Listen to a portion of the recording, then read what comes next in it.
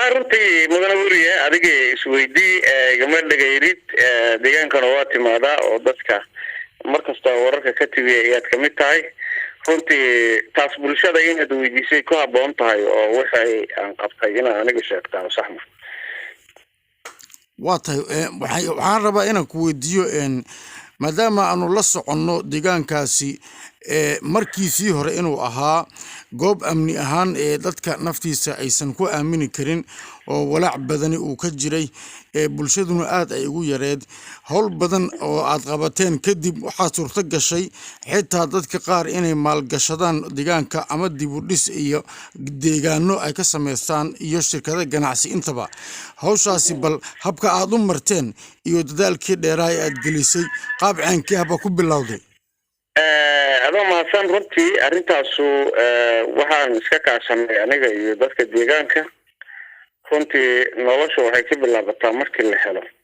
waxyaabaha aas-aasiga u ah runtii in wada la helo wadadii la baneeyo oo geedihii iyo hawdkii iyo laga baneeyo wada nadiifa laga dhigo waxay qayb ka tahay amniga runtii in la helo muxuu haytaa waxyaabo badan oo bulshada runtii waxaad arkaysaa hadda كيبلكي إنترنت كين لا بيجايو إن أي باك كوسعته إن أي محاولة مدرسة باو ولا بين أي كوكلا صعبان أنت ودوين كنا محاولة سنة ذي فاي أفتين ويين أنت وحيابا صارن هذا ولا أي أنا دولة أشياء أنت ونوك علمين كميد معهن أنت ذاك ديان كومباس حلقة ما أنت أنا كنا ذاك كومبان كميد هاي runtii waxaan ahaa abaabule waxaan ahaa ninkii ku hogaaminayay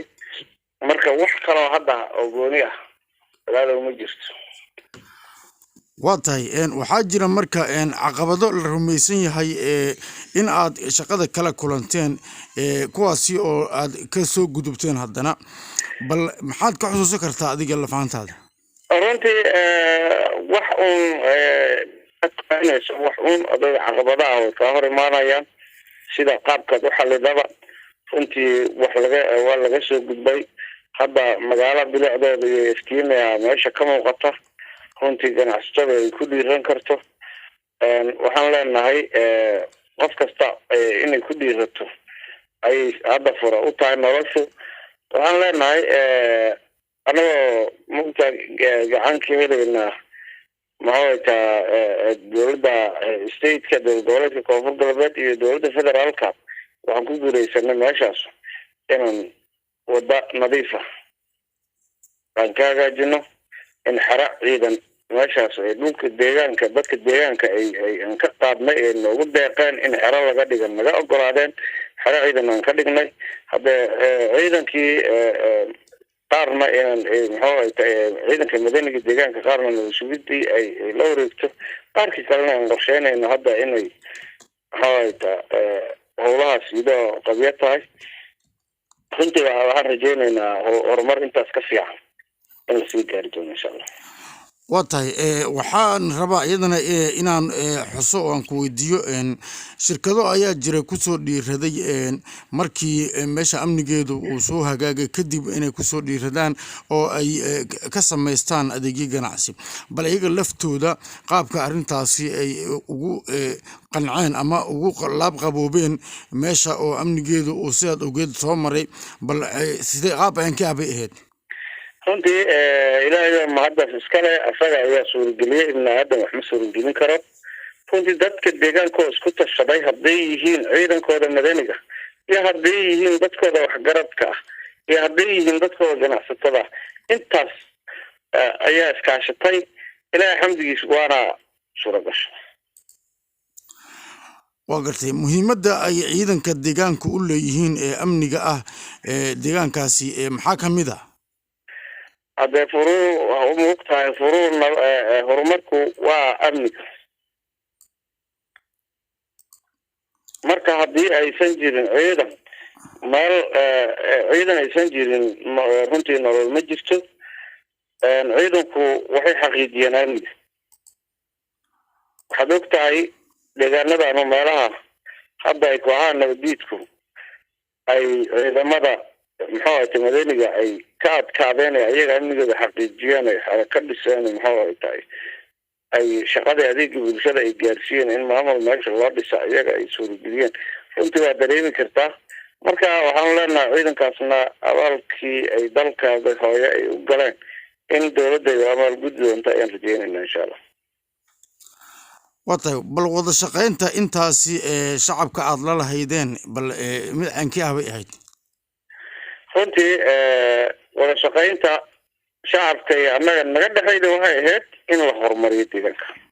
wax kale oo gooni ah ma jirine horumarka deegaankaas unbaa naga dhexay waxyaabaha la xusi karo mudane jilco waxaa ka mid ah in shaqo dheer oo aad qabateen kadib jasiiro aynay noqotay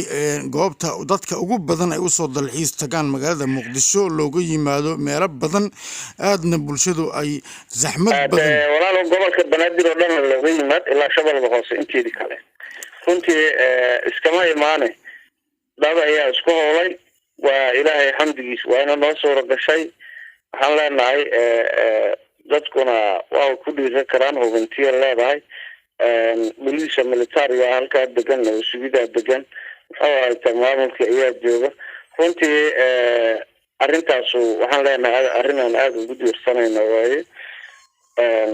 waxaan rajeynayaa kulley wixii hadda ka dambeeyana maamulkii iyo raggii aniga xilka igala wareega ayaa shaqayn doono iyagana muxuu ahayd mas-uuliyadaas si rasmiya ula wareega maanta waxaan rajeynayaa insha allah iyagana inay meesheeda kasii wadi doonaan waa gartay bal haddaan ku weydiiyo gabagabadii adigoo lagugu xasuusto waxqabadkaagii iyo dadaalkaagii dheeraa ee aad ka qabatay deegaanka jasiira bal maxaad fariin ah oo bulshada iyo dowladda federaalka iyo dowlad goboleedka koonfur galbeed intaba maxaad ugu baaqi lahayd runtii dowlad goboleedku iyo dowladda dhexaba waxaan leeyahay meesha waa magaalo xeebeed ay ganacsatada iyo dadku deegaankaba ay ku noolaayeen ummadda soomaaliyeedna ay ku diirsa lahayd goobihii ay ku dalxiisi lahayd runtii si gaara in muxuu ahaytaa gacan looga geysto sidii ku horumari lahayd si gaara in muxuu ahaytaa loo ilaalin lahaa amnigeeru in laga ilaalin lahaa wax kasta oo bulshadaas dibadhac u keenayay in horumar loogu dadaalo ayaan muxuu ahaytaa aan ugu baaqayaa runtii aada iyo aadadna u mahadsantihiin waana idin soo dhaweynaya insha allah